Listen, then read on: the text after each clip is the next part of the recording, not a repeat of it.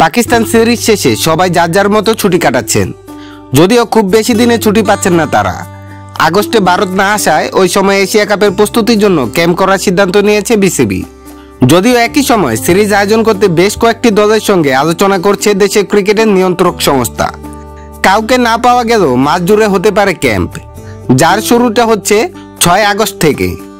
সেই ক্যাম্পে যোগ দিতে যাচ্ছেন জুলিয়ান উড। ব্যাটিং কোচ হিসেবে ডেভিড হ্যামকে সরিয়ে দেওয়ার পর রিটনের ব্যাটিং দেখছেন মোহাম্মদ সালাউদ্দিন। তবে সিনিয়র সহকারী কোচের দায়িত্ব কমিয়ে বিদেশি ব্যাটিং কোচ নিয়োগের চিন্তা করছে বিসিবি।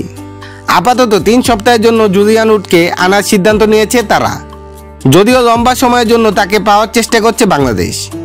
বিসিবির একটি সূত্র থেকে জানা যায়, আমরা আশা করি এশিয়া কাপের আগে আমাদের যে ক্যাম্পটা হবে সেটার আগেই জুলিয়ান উড চলে আসবে। ওয়ানডে এবং টি-20তে ইংল্যান্ডকে বদলে দিয়েছেন Julian would. Power heating coach হিসেবে দারুণ চাহিদা রয়েছে তার। বেশ কিছু তারকা ক্রিকেটারের সঙ্গে এককভাবে কাজ করে তাদেরকে বদলে দিয়েছেন ইংলিশ এই কোচ।